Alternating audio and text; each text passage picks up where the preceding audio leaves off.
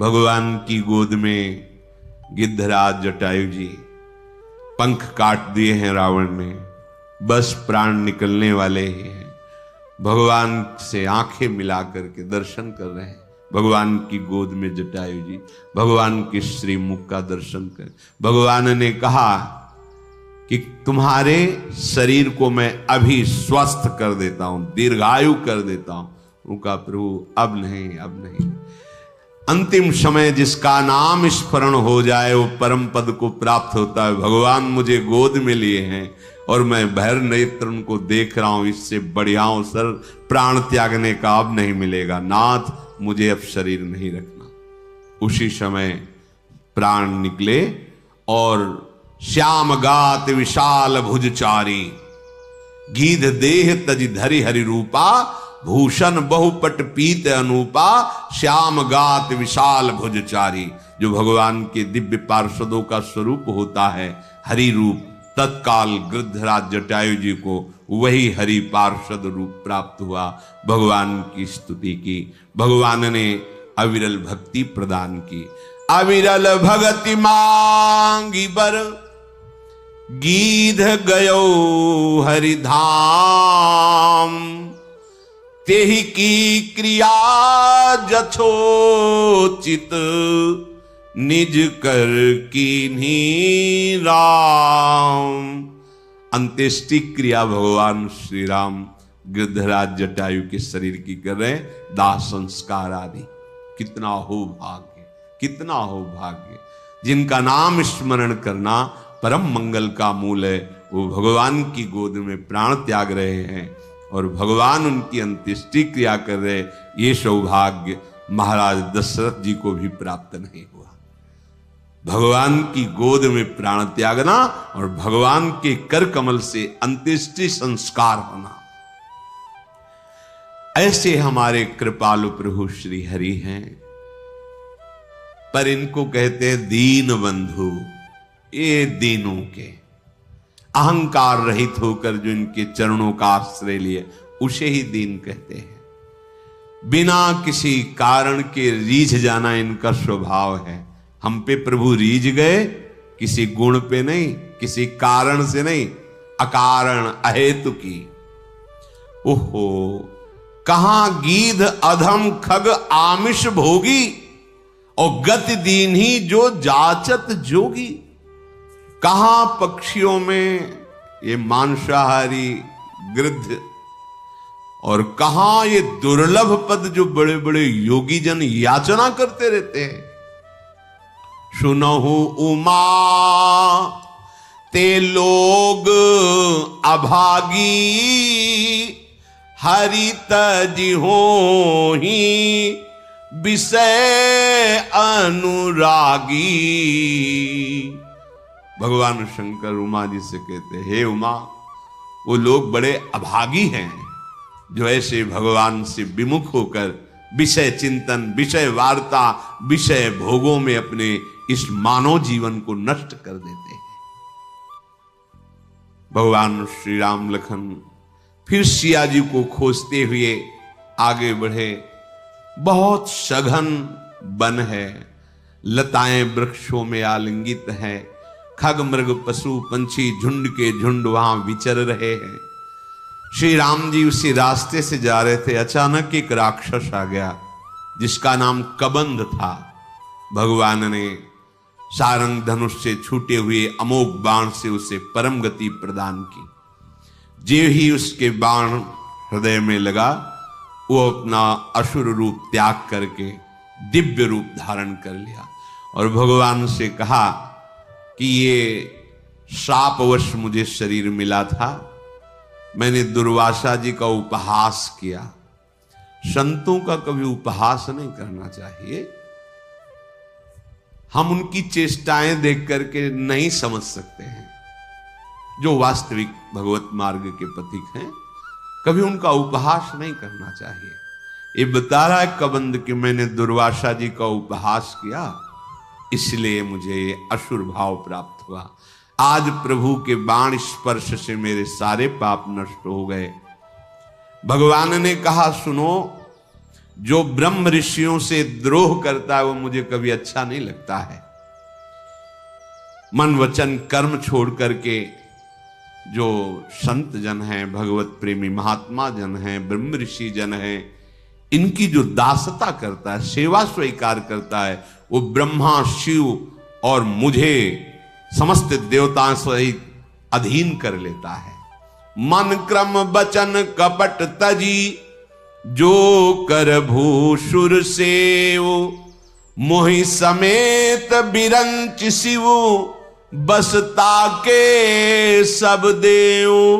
भगवान के प्रेमीजन, भक्तजन, ब्रह्म ऋषि जन, इनकी जो सेवा करता है, दासता स्वीकार करता है, तो भगवान कहते हैं मुझ समेत ब्रह्मा जी, शंकर जी और समस्त देवता उसके अधीन हो जाते हैं। भगवान ने अपने भागवत धर्म को उसको समझाया। भगवान के चरणों में उसने साष्टांग प्रणाम किया और भगवान की कृपा से अपने स्वरूप को प्राप्त हुआ।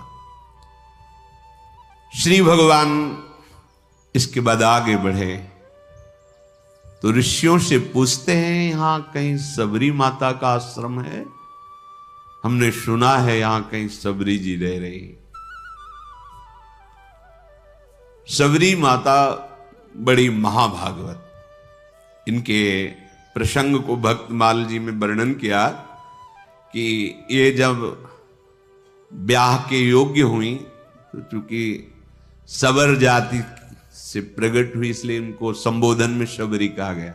इनका ब्याह जब तय हुआ, ब्याह के उत्सव की तिथि आई, तो सैकड़ों हजारों की संख्या में वन्य पशु लाए गए थे वध करने के लिए, क्योंकि स्वागत वन में रहने वाले इन लोग मांस का ही, खरगोश, हिरन, कुछ बड़े बड़े पक्षी आदि ऐसे सब बंधे हुए थे। सबरी जी ने पूछा घर वालों से कि ये तो इनका वध करके इनके मांस से स्वागत करेंगे बरातियों का। बहुत रोना आया सबरी जी को। मेरे ब्याह के कारण हजारों पशुओं की, पक्षियों की हत्या होगी, मतलब मैं इसका कारण बनूंगी। शाम हुई, जब रात्रि हुई तो उन सब पशुओं को मुक्त कर दिया, दुलार कर, जाओ, जीवन में मैं कभी ब्याह ही नहीं करूंगी।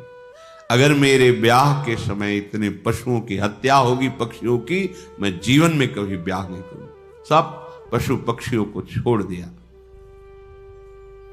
जे ही उन पशु पक्षियों के बंधन काट रही थी वो रस्सियां, वो ऐसी कृपा दृष्टि से देख रहे थे मानो वो कह रहे थे तुम मेरा बंधन काट दिया तो जाओ, मैं तुम्हारा बंधन मुक्त करने के लिए भगवान से प्रार्थना करता हूं कि अब तुम्हें कोई कर्म बंधन, जन्म मृत्यु का बंधन न प्राप्त हो।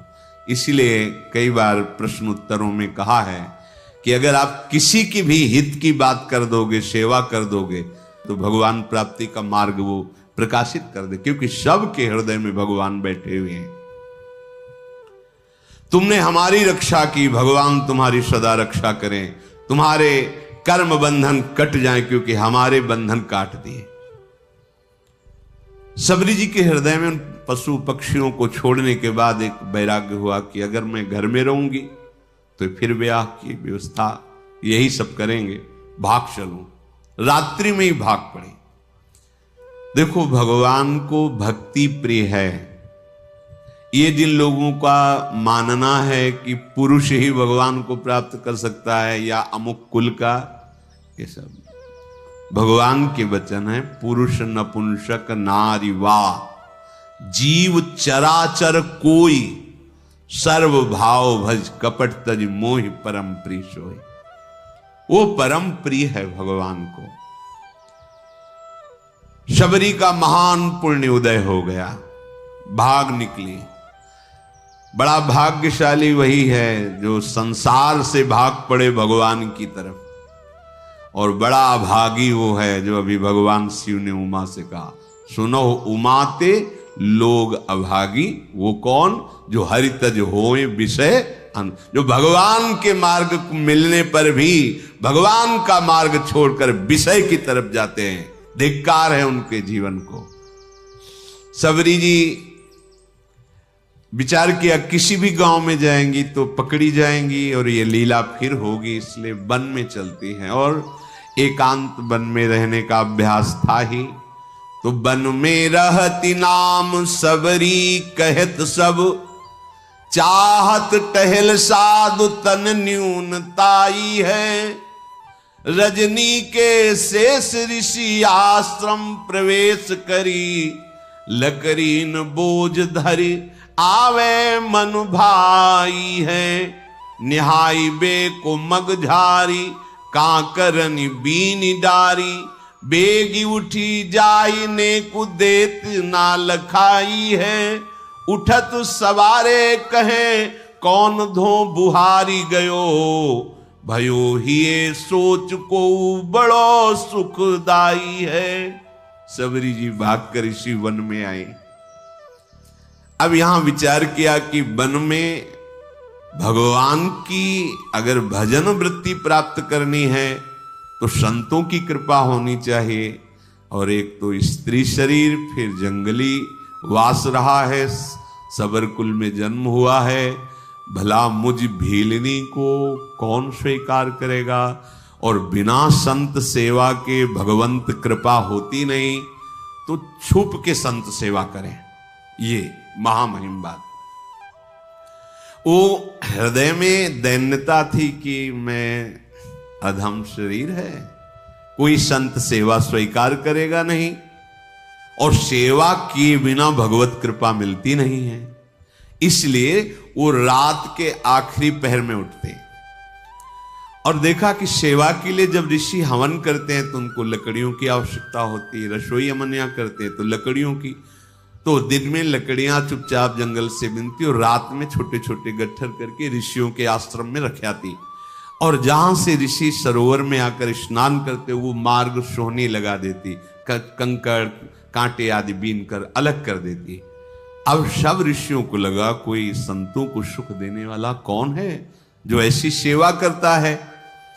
प्रातः काल सरोवर में आने जाने वाले को एकदम स्वच्छ मार्ग, एकदम कौन है ऐसा करता है।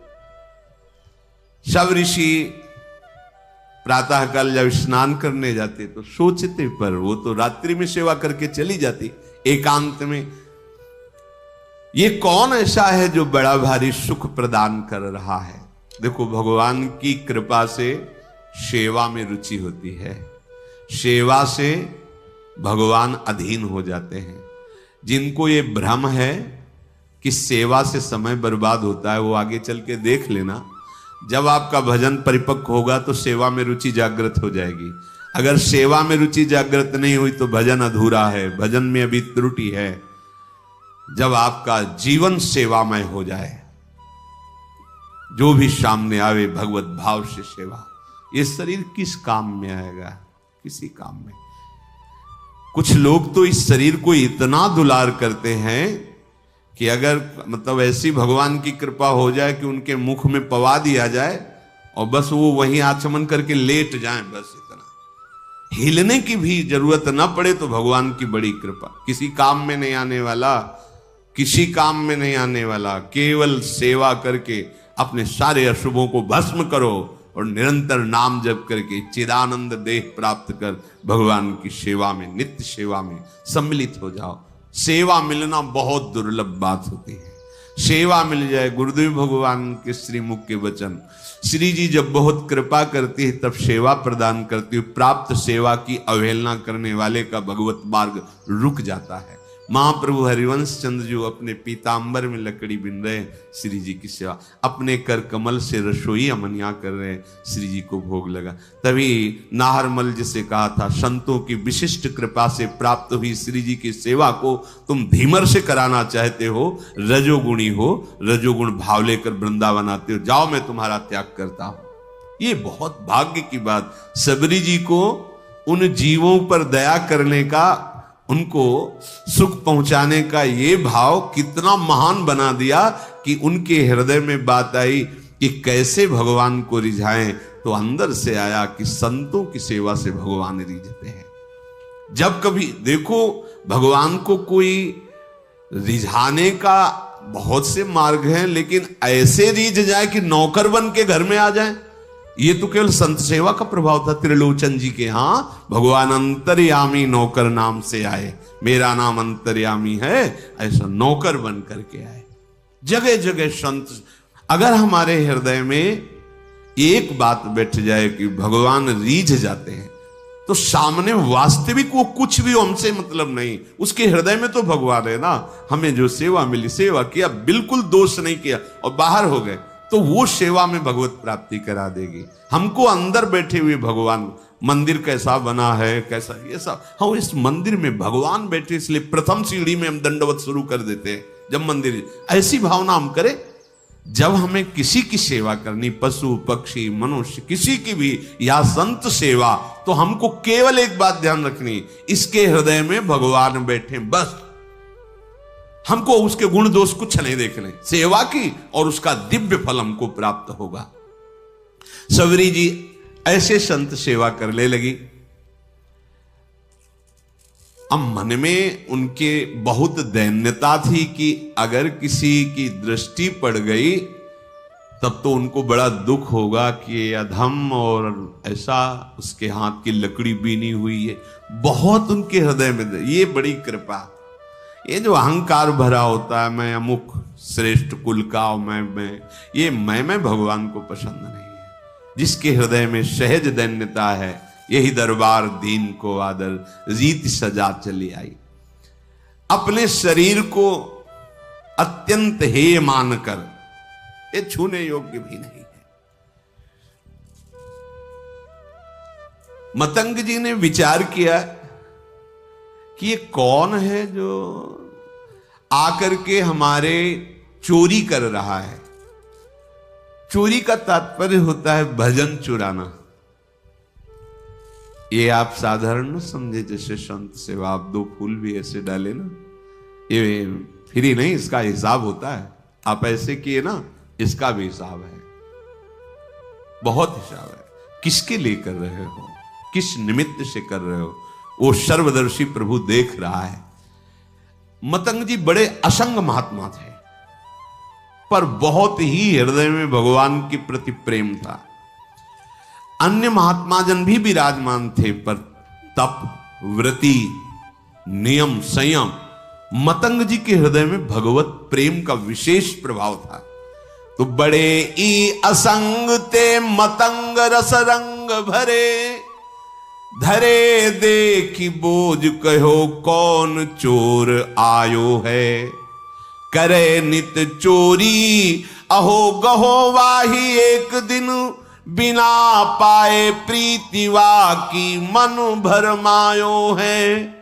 बैठी निस चौकी देत शिष्य सब सावधान, आई गई गही लई कापे तनु नायो है। देखत ही ऋषि जलधारा बही नैनन ते, बैनन सो कहो जात कहा कछुपायो है। मतंग ऋषि जी के मन में एक दिन बहुत दृढ़ निश्चय हुआ, ये कौन चोर है जो सेवा करके भी छुप जाता है, और हम सब ऋषियों का भजन आनंद। क्योंकि कोई भी सेवा करता है वो तुम्हारे भजन को लेता है, फ्री नहीं है, बात समझना। ऐसा ना समझो कि आप जो पहन रहे, खा रहे, पी रहे, देख रहे, सुन रहे, सारा हिसाब है, इसलिए विरक्त को रात दिन भजन करना है। हम जिसकी रोटी खाते हैं उसको भी भजन देते हैं, जो प्रणाम करता है उसको भी भजन देना है। और वैसे ही सबका सर्व मंगल करने का स्वरूप होता है संत महापुरुषों का। मतंग ऋषि बड़े ही मतंग थे प्रभु के अनुराग में, परम विरक्त, भक्ति रसानंद से परिपूर्ण। रोज अपने आश्रम में देखते कि दोना में फूल रखा हुआ है, लकड़ी, सेवा के लिए मार्ग पूरा साफ। ये कौन है रोज सेवा कर जाए। अपने शिष्यों से कहा, सुन रात भर जगो, रोज सेवा पहुंचाता। कौन है ऐसा जो चुपके से सेवा कर रहा है, एक बार दर्शन करना चाहते हैं। सब शिष्य रात में जगह, अलग अलग जगह छुप करके खड़े हो गए। धीरे धीरे सबरी जी आई, दोने मुख ऐसे पुष्प रखकर लकड़ी जे ही तो कौन है, सबरी जी तो एकदम मानो सूख गए कि अब तो जान गए, अब सेवा छूट जाएगी। देखो किस बात का दुख है, अब सेवा छूट जाएगी, अब कोई भी ऋषि हमारी सेवा स्वीकार नहीं करेगा। एक तो स्त्री शरीर, दूसरा सबरपुर में जन्म, ये सब महान ब्रह्म ऋषि हैं, ये सब हमें हटा देंगे, मेरी सेवा छूट। बहुत विकल होकर शांत खड़ी हो गई। मतंग जी जब आए तो देखकर आंसू निकल पड़े। खान पान की कोई व्यवस्था नहीं, झाड़ियों में छुप के रहती संत सेवा, आंसू निकल पड़े। ये बड़ी बात है। देखत ही ऋषि जल धारा बही नैन, ऐसी सेवा में भावना। यहां सेवा करके अहंकार पूर्वक कोशिश करते हैं अपने लोग की अपनी बात ये सब कोई जाने कि मैं सेवा करता हूं। सबरी जी की कैसी सेवा, जान गए तो सब कुछ गई कि शायद अब सेवा छूट जाए। आंसू की धारा बहने लगी और कहा बेटा ऐसे सेवा करते कहां रहती हो। उन्होंने कहा प्रभु झाड़ियों में छुप के रहती है। पूरी कथा बताई भाग। अच्छा अब तुम निश्चिंत हो जाओ। सबरी जी से कहा अब तुम निश्चिंत हो जाओ, तुम्हें अब कोई चिंता नहीं करनी चाहिए। भगवत भक्ति का प्रभाव ऐसा है कि वो न जाति देखती है न शरीर देखती है। तुम स्त्री शरीर हो कि पुरुष शरीर हो, किस जाति को किस कुल के हो, ये भक्ति महारानी जिसके हृदय में आ जाती है भगवान उसके अधीन हो जाते हैं। सबरी जी को मतंग ऋषि ने ऐसे वचन के द्वारा साहस बना और शिष्यों से कहा कि तुम जानते हो ये कितनी पवित्र है। ओहो बहुत बड़ी बात। भक्ति को प्रताप ऋषि जानत निपटनी के केऊ कोटि विप्रताई यापे वार डारिये। मतंग जी ने कहा कि आज के बाद तुम्हें छुप के रहने की जरूरत नहीं। आश्रम में ही एक पर्णकुटी सबरी को, इसमें तुम विराजमान हो। और कहा कि आज तुम्हें हम मंत्र दीक्षा और नाम दीक्षा दोनों प्रदान करेंगे। मांगा नहीं, सच्चे शिष्य को मांगने की जरूरत नहीं होती, अपने आप गुरु विधान कर देते हैं। देखो वास करो इस कुटिया पे और तुम्हें आज मैं मंत्र दीक्षा और नाम भी दिया, मंत्र भी प्रदान किया। ये जब पूरे वन में बात फैली कि स्त्री जाति और ऐसा और मंत्र दे दिया और पास में कुटिया में, तो सब विरोध मतंग जी का करने लगे कि ऐसी जाति की ऐसे नहीं करना चाहिए, ब्रह्म ऋषि हो ऐसा वैसा। मतंग जी की वो अवहेलनात्मक बातें, निंदात्मक बातें कर मतंग जी की प्रसन्न हुए कि जिसको अपने ब्राह्मणत्व का अभिमान है, तपस्या का अभिमान है, जितेंद्रियता का अभिमान है, भगवान को अच्छा नहीं लगता है। ये करना चाहिए पर अभिमान नहीं करना चाहिए। भगवान सबके हृदय में बैठे, स्त्री पुरुष की पोशाक है। हम सब भगवान के चिदानंद अंश है, न कोई स्त्री है न कोई पुरुष है, पोशाक है। हर शरीरधारी को भगवत प्राप्ति करने का अधिकार है।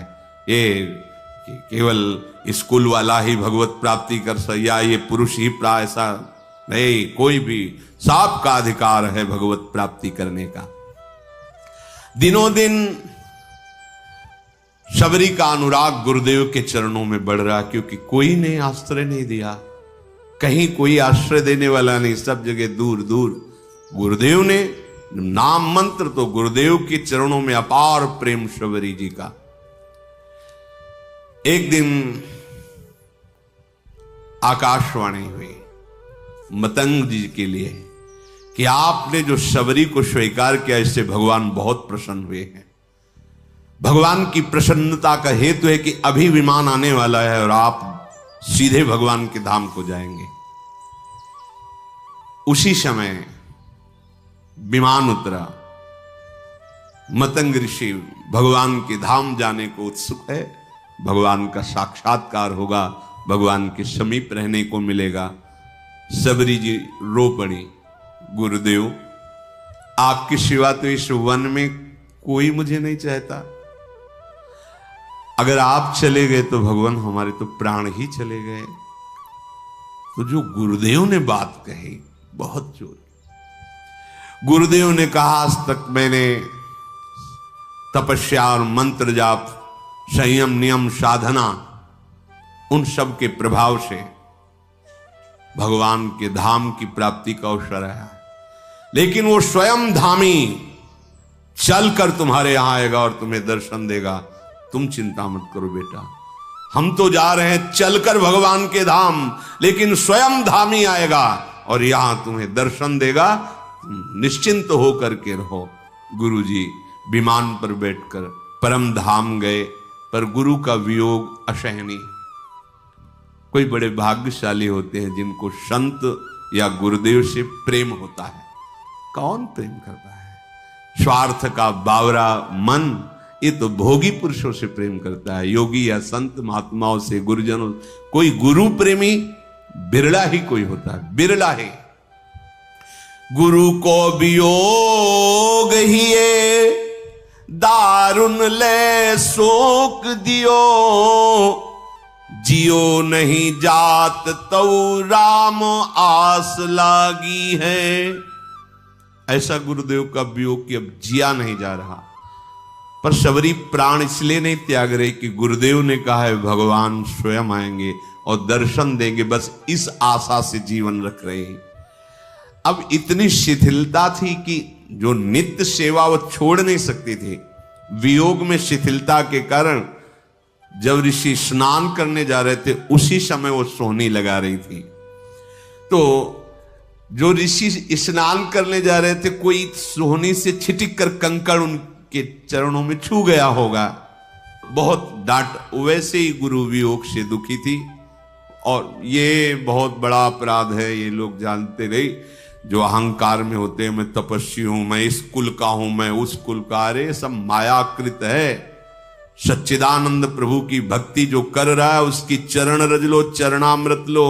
भगवान के अनुरागी जनों के प्रति ऐसा अनुराग, ऐसी भक्ति, ये बहुत धोखा हो जाता है, बहुत धोखा हो जाता है। ये ऐसा भारी अपराध है कि सिर्फ भक्त से ही क्षमा हो सकता है, भगवान भी क्षमा नहीं कर सकते। अब वो पुनः स्नान करने जे भी गए तो उसमें कीड़े पड़ गए सरोवर के जल में। सबरी जी को इतना धिक्कारा, तुझे दिखाई नहीं दे रहा, मैं आ रहा हूं, मुझे तेरे झाड़ू से कंकड़ छू गया। सबरी जी तो भाग पड़ी, एकांत में जाकर रोने लगी। वैसे ही गुरु वियोग से दुखी थी, इसीलिए विलंब हो गया था, नहीं तो रात में ही वो सोहनी लगाती थी। सबरी जी के हृदय को भारी दुख कि जो हमारे वचनों के द्वारा समझाते थे, जो हमें चरणों का आश्रय, वो तो अंतर ध्यान अब यही है। ये महात्माओं को दुख पहुंचा, क्या करूं, गुरु ने आज्ञा की, नहीं तो अभी शरीर को छोड़ देती। वो बहुत, ये दुख भारी अपराध हो गया। जलसो रुधिर भयो नाना क्रम भरी गयो, नयो पायो सोच तोहु जाने ना अभागी है। उनको क्या कहा? अभागी। और रुधिरवत रक्तवत हो गया जल, और कीड़े, दुर्गंध आने लगी जल से तत्काल। तो उन्होंने मन में सोचा कि सबरी के कंकण स्पर्श का प्रभाव देखो कितना, तो उसका प्रभाव कि जल भी अपवित्र होगा। जब बुद्धि उल्टी होती ना तो उल्टे चिंतन होता है। हृदय में सबरी जी गुरुदेव प्रदत्त नाम का मंत्र का जप कर रहे हैं। रोज तड़के उठकर मार्ग बुहारना और रोज पुष्प की पंखुड़ियां ऐसे पावड़े बिछाना, सुंदर निर्मल जल भर के रखना और सुंदर फल रखना। कि गुरुदेव ने कहा भगवान आएंगे, पक्का भगवान आएंगे। लावे बन बेर लागी राम की अवसेर भल, चाखे धरी राखे फिर मीठे उन जोग हैं। मार्गु में जाई रहे लोचन बिछाई कभू, आवे रघुराई दृग पावे निज भोग है।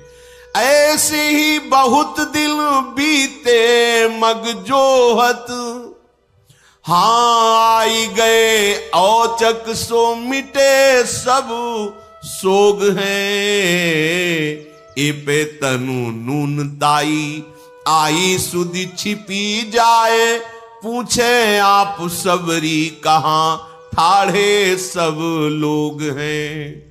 रात दिन गुरुदेव प्रदत्त नाम मंत्र का चिंतन, गुरुदेव ने कहा है भगवान आएंगे, इसका दृढ़ विश्वास। अब क्या भगवान के स्वागत में तो जंगल में यही है फल।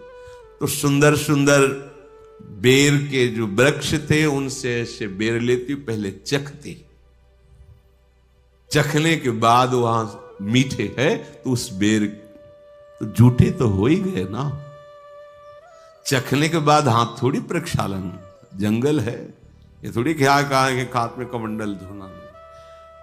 ऐसा नहीं कि खा खा के बेर रखती थी, उस वृक्ष के मीठे है कि मेरे प्रभु को खट्टे ना लगे, तो ऐसे देखा हाँ मीठे, फेंक दिए और नए फल लेकर के उनको ऐसे रखते। इसीलिए कहा गया है कि जूठे बेर।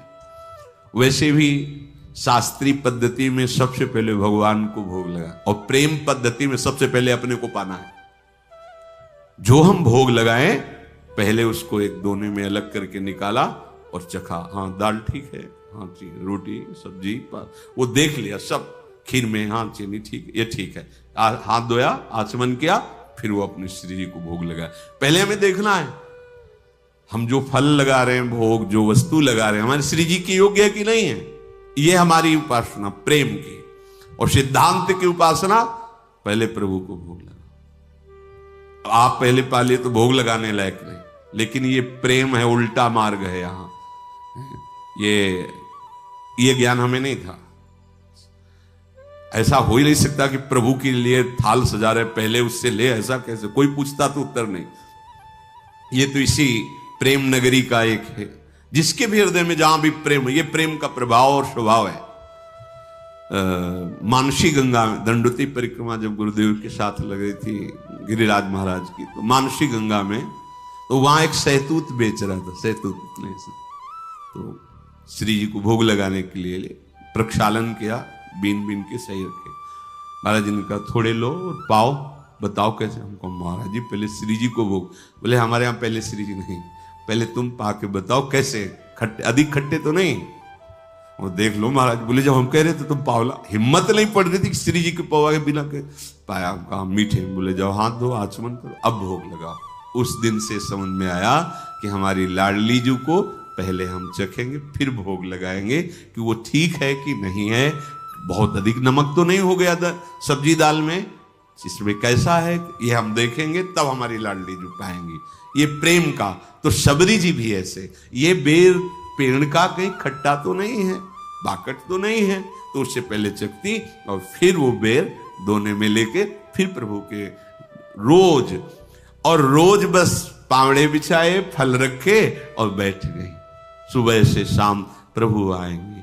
गुरुदेव ने कहा प्रभु बहुत दिन बीत गए पर अश्रद्धा नहीं हुई गुरु वाक्य पे, ये बहुत बड़ी बात है। उपासक अपने गुरु वचनों पर बहुत समय तक टिका रहे और उसका लाभ ना दिखाई दे, फिर भी टिका रहे, ये बहुत बड़ी बात होती है। नहीं तो महीना दो महीना, साल दो साल में मन उब जाता कि हो सकता है गुरुदेव ने हमको फुसलाने के लिए कह दिया हो कि आएंगे भगवान तुम्हें साथ। नहीं, गुरुदेव ने कहा है प्रभु आएंगे, मार्ग में जाए रहे लोचन बिछाए को नेत्र लगाए। गुरुदेव ने कहा है भगवान ऐसे ही बहुत दिन बीते मग जोहत, तो आ गए औचक सो मिटे सब शोक। दूर से देखो भगवान आ रहे हैं, छुप गई। अभी तक तो इंतजार कर रही थी, जब देखा भगवान आ रहे तो छुप गई। मैं नीच अधम उनके सामने कैसे जाऊंगी, कैसे उनकी सेवा करूंगी। जो ऋषि कुछ दैन्य थे जिनको सबरी जी की भक्ति प्रिय लगती थी, उनसे भगवान पूछ लिए कि सबरी माता का आश्रम कहां है, कहां है सबरी माता। इतना पूछ के निहाल कर दिया, गए किसी के आश्रम नहीं। और जिनको अहंकार था तो वो सोच रहे थे, सुना तो था ही भगवान वनवास में आ रहे, तो उनको था कि भगवान आएंगे, हमारी दंडवत करेंगे, फिर आसन में हम उनको बैठाल कर स्तुति संस्कृत से करेंगे। वो बैठे ही रहे घर में। भगवान तो अहंकार अगर किसी साधना का, तपस्या का, ये ठीक नहीं है। देखो अगर कोई ऐसा समझे कि भगवान को हम अमुक अमुक क्रियाओं द्वारा, अनुष्ठान द्वारा, उसमें प्रधान होता है आपका भाव, और जब भाव दैन्य आएगा तो प्रभु रीझ जाएंगे। अच्छा, है क्या तुम्हारे पास? क्या है? प्रभु का ही तो दिया हुआ है, काहे को अहंकार करते हो? प्रभु ने कृपा करी, वो तुम्हें सतमार्ग के लायक बनाया है, वही तुम्हारी इंद्रियों को अधीन किए हुए हैं, वही तुम्हें बल दे रहे हैं, वही तुम्हें व्यवस्था दे रहे हैं, जो सेवा कर रहे हो, तो तुम अहंकार क्यों? अपने बड़भागी बनने का भाव लाओ कि हमें तो अहोभाग्य प्रभु ने स्वीकार करके बड़भागी बना दिया, संत सेवा दे दी, धाम आने को, सत्संग सुनने को, भजन करने को, ये जो मुझे प्रेरणा मिली, अहोभाग्य हमारे भगवान ने मुझे स्वीकार। अहंकार क्यों करे? देखो रह रहे हैं, इतना कष्ट सह रहे हैं, पर अहंकार, भगवान नहीं गए किसी के यहां। प्रेमणा वशिष्ठ मुच्छिष्टम भुक्त्वा फल चतुष्टयम कृता रामेण भक्तानाम सबरी कबरी मणि।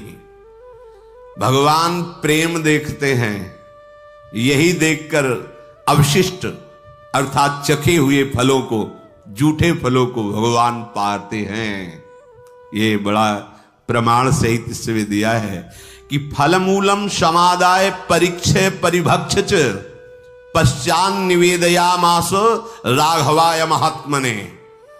चख करके उसकी परीक्षा करके फिर दोने पे रखती थी, और राघव अर्थात भगवान श्री राम बड़े स्वाद बखान करके सबरी के वो जूठे फल खाए। देखो इस पर प्रेमणा वशिष्ठ मुच्छिष्टम, उच्छिष्ट भुक्त्वा फल चतुष्टयम कृता रामेण भक्तानाम सबरी कबरी मणि।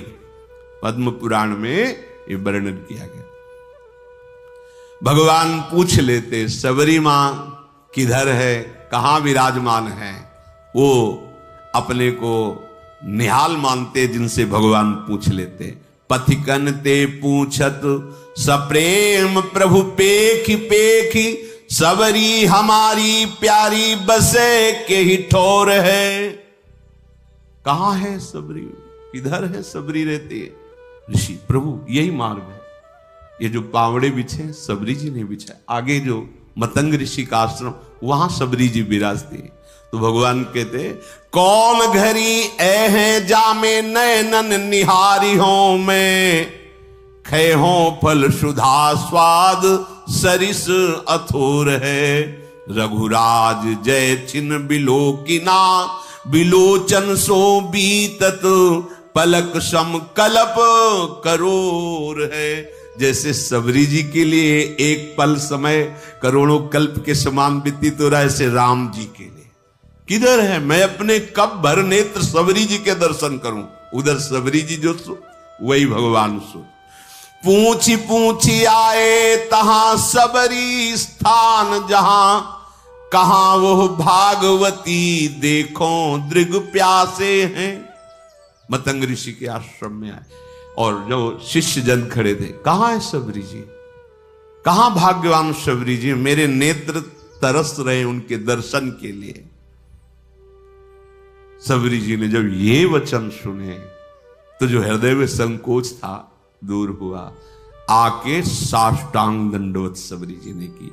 आई गई आश्रम में जान के पधारे आप दूर ही ते साष्टांग करी चख भासे हैं। रव की उठाए लई बिथा तन दूर गई नई नीर झरी नैन परे प्रेम पासे हैं। बैठे सुख पाई फल खाई के सराहें। अंगूर नहीं है, बेर है। बैठे सुख पाई फल खाई के सराहे वे कहो कहा कहो मेरे मग दुख नासे हैं। कहां है सबरी जी? मेरे नेत्र उनके दर्शन के लिए प्यासे हैं। जब सबरी जी ने सुना अब नहीं रुक पाई, बाहर निकली दूर से, हे शरणागत वत्स।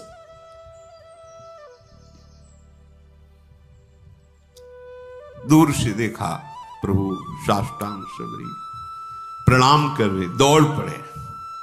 रघुनाथ जी ने जैसे माता को हृदय से लगाया जाता है, ऐसे शबरी मां को अपने नेत्रों से, अश्रु से शबरी को हमारे भगवान का स्वभाव जो जान गया, भगवान शिव कहते हैं उमा राम स्वभाव जेहि जाना, ताय भजन तज भावना।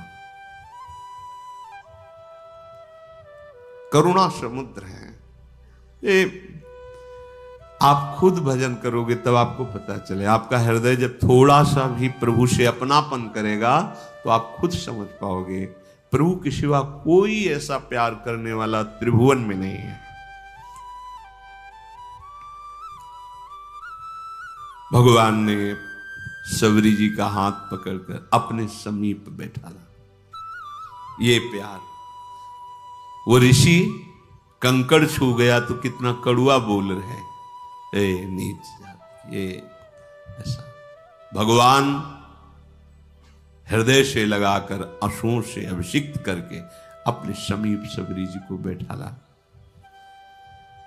शबरी जी को स्मरण आया कि जो प्रातः ही फल रखे थे प्रभु के लिए, दौड़ के गई, फल लाई। भगवान, वाह, मेरा वनवास का सारा कष्ट दूर हो गया तुम्हारे फल पाके, बड़ाई कर। भगवान ने कभी 56 भोग की बड़ाई नहीं की, कहीं भी ऐसा नहीं। देखो सुदामा जी के जब तंदुल पा रहे ना तो रोमांच हो रहा है भगवान को। तंदुल चावल नहीं, चावल को पछोरने से जो टुकड़े निकलते हैं, कोई उधार भी नहीं देता था। एक को दया आ गई तो उसने वो टुकड़े दे दिए जो घर में बनाने में डांट लगती। चावल तो दिए नहीं, टूटे हुए टुकड़े, वो भी पुरानी कपड़े की पोटली ऐसे दबाए हुए। भगवान के जब रुक्मिणी जी के पलंग पे बैठे सुदामा जी, रुक्मिणी जी के जिस पलंग की देवरी को ब्रह्मा शंकर आदि केवल नमन करते हैं, स्पर्श करना दूर, भगवान का निज महल और महापटरानी, महाविभूति स्वरूप, महालक्ष्मी स्वरूप रुक्मिणी जी के पलंग पर बैठा ले हुए हैं सुदामा जी को।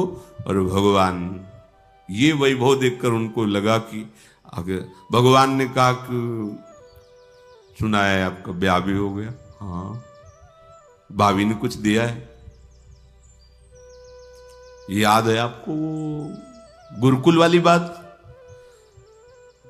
सब याद है हमें, याद। तो फिर भाभी ने कुछ दिया है। अब कैसे इतना वैभव फटे कपड़े में वो तंदुल कैसे निकाल के दे, कैसे निकाल? अब भगवान का इतनी अच्छी चीज रखे हो फिर भी तू फटा कपड़ा उससे निकाल। भगवान, रुक्मिणी जी देख रही, अरे उस तंदुल को भगवान के रोमांच हो रहा पाते हैं। या मित्र, आज तक ऐसा स्वादिष्ट पदार्थ हमने नहीं। क्या स्वाद है तंदुल में? विदुरानी जी के केले के छिलके में क्या स्वाद है? अगर कोई समझता है कि भगवान को अच्छा अच्छा भोग लगाएंगे, हम पटा लेंगे, कैसे हमारे प्रभु, देखो जरा फल बेर, वैसे ही बेर कोई बहुत,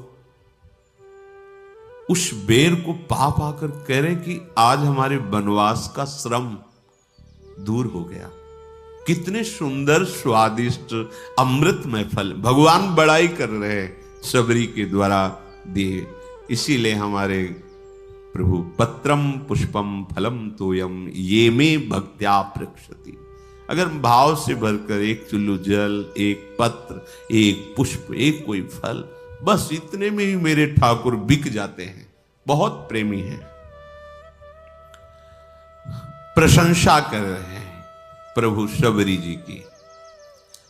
अब जब ऋषियों ने सुना कि आश्रम आने की तो बात जाने दो, इस गली में भी प्रभु नहीं आए, तब सबको लगा अंदर कि हमें लगता है कोई हम लोगों में तपस्या में त्रुटि हो गई क्या, क्योंकि सब तपस्या का फल तो भगवान है और भगवान आए ही नहीं हमारे घरों में। तो हमें चल के लोचन लाभ तो ले लेना चाहिए, भगवान के चरणों में प्रणाम करना चाहिए। सब ऋषि जो थोड़ा सा अपने में ब्रह्मणत्व, तपस्या, जितेंद्रियता आदि आदि मानते थे, उनको आना पड़ा। वो प्रभु के समीप आए, अब भी बुद्धि काम नहीं कर रही। प्रमाण मिल चुका है कि शबरी जी कितनी पावन है। उनके मन में आता है कि बड़ी समस्या पैदा हो गई है। अगर वो सरोवर का जल भगवान अपने श्री चरणों से स्पर्श कर दे तो निर्मल हो जाएगा और हम लोगों के प्रयोग में आ जाएगा, क्योंकि शबरी की अपवित्रता के कारण वो दूषित हो गया था। वो लोग भगवान को प्रणाम किए और भगवान बैठे हुए तो निवेदन किया। करत हैं सोच सब ऋषि बैठे आश्रम में, जल को बिगाड़ सो सुधार कैसे कीजिए। आवत सुने हैं बनपथ रघुनाथ, कहूं आवे जब कहें आको भेद कह दीजिए।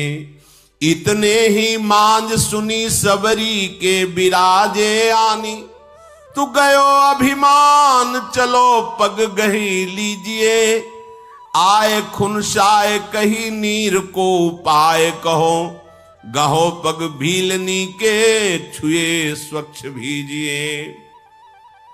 वो सब ऋषि लोग अभिमान त्याग कर भगवान के पास आए और भगवान से कहा कि प्रभु, इस सरोवर का जल जो है नीच जनों के द्वारा छूने से कीड़े पड़ गए, अपवित्र हो गया, तो हम ब्रह्म ऋषियों की सेवा में नहीं है, आप अपने श्री चरण। तो भगवान ने कहा नहीं, हम तो आप ऋषियों के चरण सेवक हैं। आप देखो अपना चरणामृत डाल करके, क्योंकि आप तपस्वी जितेंद्री ब्रह्म ऋषि हैं, हम तो आपके सेवक हैं, आप डाल के देखो। उनको लगा कि एक बार भगवान कह रहे थे, डाले जाके तो और दुर्गंध पैदा हो गई। आए बोले प्रभु ठीक तो हुआ नहीं। तो बोले हमारे चरण से तो ठीक होगा ही नहीं। तो कहा नहीं प्रभु, आपके चरणों का प्रताप तो है ही है, क्योंकि शिला छू गई तो अहिल्या के रूप में प्रकट हो गई, तो पानी तो बोले सही मानो, अगर हम चरण रख देंगे तो और बड़े बड़े कीड़े हो जाएंगे। अगर उसे स्वच्छ करना चाहते हो तो तुम सबरी के चरणामृत उतारो और फिर डालो जाके। अब भगवान का आदेश, बड़े बड़े ब्रह्म ऋषि सब बोले केवल एकमात्र सबरी जी के चरण स्पर्श किए हुए जल से ही वो पवित्र हो सकता है, दूसरा कोई उपाय नहीं। क्योंकि तुम सबसे भयानक अपराध बनाए, स्त्री जान करके, नीच कुल की जान करके उनको तुम धिक्कारा है, तुम उनको ऐसी भावना से ये अपराध तुम्हारे सारे तप को, सारे प्रभाव को नष्ट कर दिया।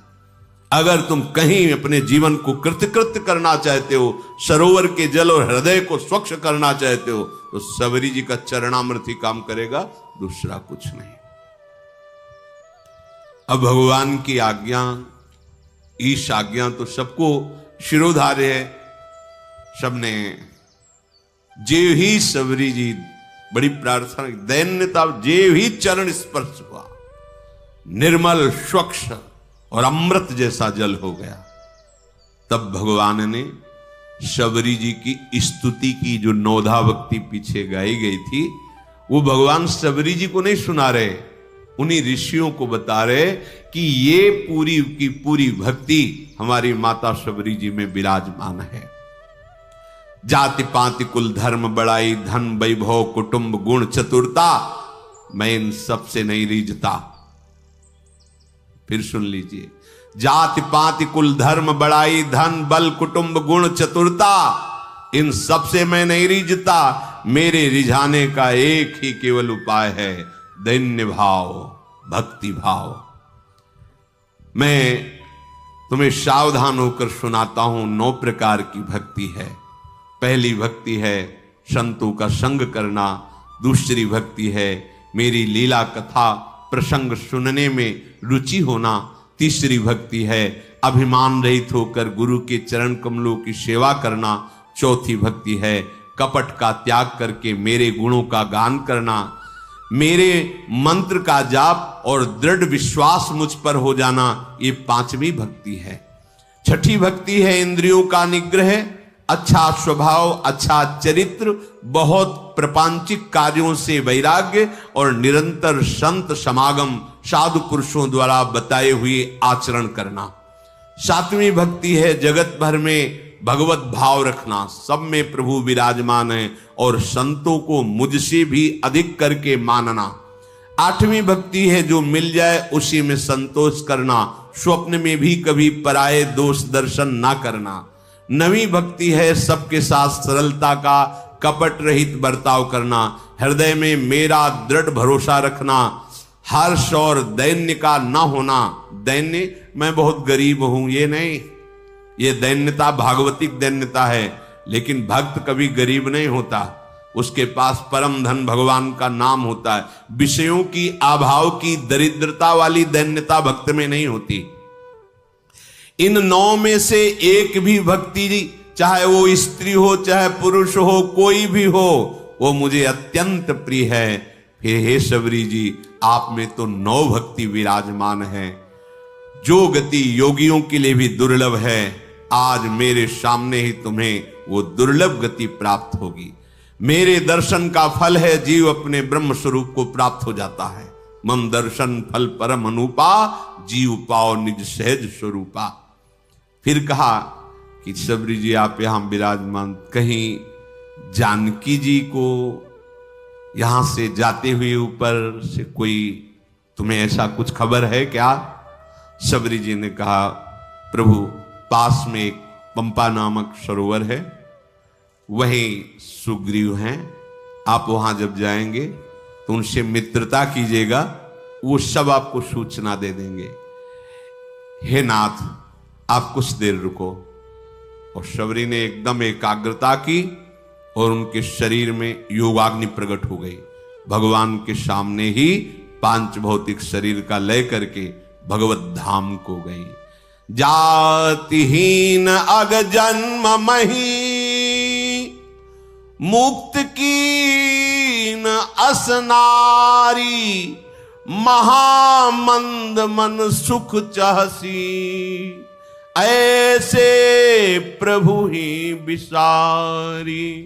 देखो स्त्री शरीर है, लोक में अधम कुल है, फिर भी भगवान की भक्ति से ऐसी दुर्लभ गति प्राप्त हुई जो योगी जन वांछना करते हैं, आकांक्षा करते हैं। ऐ दुर्बुद्धि मन, तू ऐसे प्रभु का भजन छोड़ करके और किसी विधान से सुख चाहता है, अर्थात तुझे कभी सुख नहीं मिल सकता। अगर भजन करोगे, नाम जप करोगे, भगवान के चरित्र सुनोगे, आचरण पवित्र रखोगे, तो माना कि दुख का, विपत्ति का प्रभाव आएगा, पर तुम्हें परास्त नहीं कर पाएगा। परम सुख की प्राप्ति अंत समय तक निश्चित हो जाएगी। इसलिए जैसे बने, मन लगे ना लगे, भाव बने